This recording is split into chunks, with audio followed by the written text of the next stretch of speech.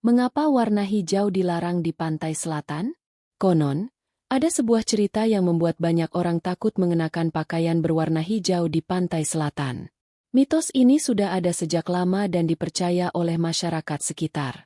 Tapi, apakah benar ada sesuatu yang berbahaya dengan warna hijau di pantai itu? Cerita ini akan mengungkap misteri di balik larangan tersebut. Jangan lupa untuk like, subscribe, dan nyalakan lonceng notifikasi agar kalian tidak ketinggalan cerita menarik lainnya. Dahulu kala, di sebuah desa kecil dekat pantai selatan, ada seorang gadis bernama Ratna yang terkenal dengan kecantikannya. Ratna sangat menyukai warna hijau, hingga hampir semua pakaiannya berwarna itu. Suatu hari, dia memutuskan untuk pergi ke pantai selatan bersama teman-temannya untuk merayakan hari ulang tahunnya. Dengan ceria, ia mengenakan gaun hijau favoritnya yang membuatnya terlihat semakin mempesona. Gaun itu adalah hadiah dari ibunya, yang memberikannya sebagai simbol keberuntungan. Namun, ketika sampai di pantai, seorang penjaga tua menghentikan langkah mereka. "Nak, jangan pakai baju hijau di sini. Ini wilayah Nyi Roro Kidul. Warna itu adalah simbol miliknya," kata sang penjaga dengan nada serius. Ratna hanya tertawa kecil, menganggapnya sebagai tahayul. "Ah, Pak, itu kan cuma cerita rakyat. Lagi pula, ini hanya gaun," balas Ratna santai. Teman-temannya juga menganggap itu hanya cerita lama yang tidak perlu ditakuti. Namun, ekspresi penjaga itu tidak berubah. "Hati-hati, Nak. Kadang-kadang, hal yang kita anggap cerita bisa menjadi kenyataan," ucapnya sambil menggelengkan kepala. Mereka pun melanjutkan acara di tepi pantai. Ratna tertawa bersama teman-temannya sambil menikmati suara deburan ombak. Mereka memasang tenda kecil, membawa makanan, dan mulai bermain di pasir. Beberapa teman Ratna mulai bermain air, tetapi Ratna memilih duduk di tepi pantai, menikmati pemandangan sambil membiarkan angin laut menyentuh kulitnya. Namun, tiba-tiba, angin kencang berhembus, dan ombak mulai menggulung lebih besar dari biasanya. Langit yang tadinya cerah berubah menjadi gelap. Semua orang merasa ada sesuatu yang aneh. Ratna, yang awalnya ceria, mulai merasa tubuhnya semakin dingin, seolah ada yang memanggilnya dari laut.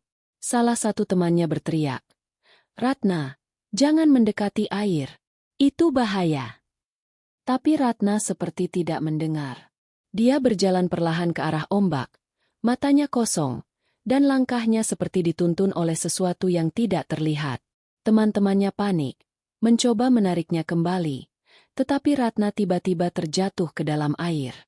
Ombak besar datang, menyapu tubuhnya ke tengah laut. Jeritan teman-temannya memecah suasana, tetapi tidak ada yang berani masuk ke air karena arusnya sangat kuat.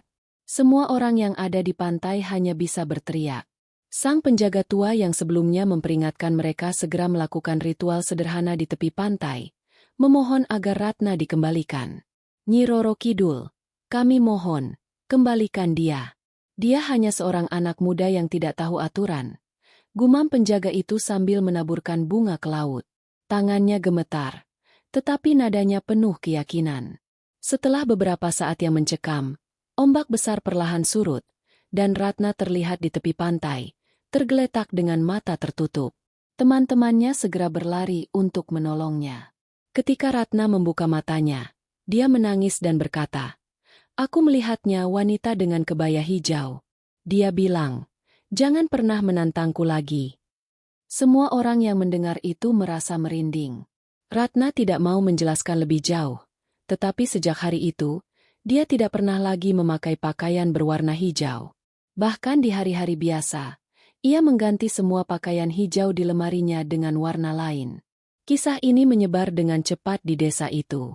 Masyarakat percaya bahwa warna hijau adalah simbol Nyi Roro Kidul, dan siapapun yang memakai warna itu di pantai selatan dianggap telah melanggar wilayahnya.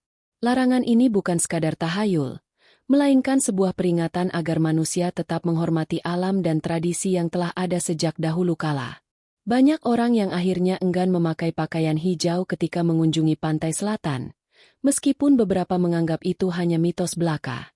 Namun, banyak juga yang meragukan cerita ini. Beberapa orang mencoba menguji mitos ini dengan sengaja memakai pakaian hijau di pantai, tetapi tidak terjadi apa-apa. Mereka mengatakan bahwa cerita ini hanya digunakan untuk menakut-nakuti dan menjaga moral masyarakat agar tidak melakukan hal-hal sembarangan di pantai. Aku sudah pakai baju hijau di sini 5 kali, tapi tidak pernah terjadi apa-apa, kata salah satu wisatawan yang skeptis. Namun, ada juga yang memperingatkan. Mungkin kamu beruntung, tapi jangan pernah mencoba menantang hal-hal yang tidak kamu pahami. Para budayawan menjelaskan bahwa cerita tentang warna hijau ini sebenarnya adalah simbol. Nyi Roro Kidul melambangkan hubungan manusia dengan alam, khususnya laut. Warna hijau dianggap sebagai warna yang sensitif karena terkait dengan kehidupan laut. Larangan ini adalah cara masyarakat tradisional untuk mengingatkan manusia agar tidak merusak ekosistem laut. Namun, bagi masyarakat adat, warna hijau adalah tanda kehormatan bagi penguasa laut. Namun, bagi mereka yang percaya, larangan ini lebih dari sekadar simbol. Banyak orang yang mengaku melihat penampakan Nyi Roro Kidul ketika mereka tidak mematuhi aturan di pantai selatan. Beberapa bahkan mengaku mendengar suara-suara aneh yang memanggil mereka ketika mereka memakai pakaian hijau. Cerita-cerita ini terus berkembang dari generasi ke generasi, menjadi pengingat bahwa kepercayaan lokal adalah bagian penting dari identitas budaya. Lalu, apakah kita harus percaya? Itu tergantung pada masing-masing individu. Tetapi satu hal yang pasti, cerita ini mengajarkan kita untuk selalu menghormati tradisi dan kepercayaan lokal, karena di dalamnya terkandung nilai-nilai penting tentang hubungan manusia dengan alam. Mungkin kita tidak harus takut, tetapi menjaga sikap hormat adalah hal yang bijak. Jadi, apakah Anda masih berani mengenakan warna hijau di pantai selatan? Bagikan pendapat Anda di kolom komentar.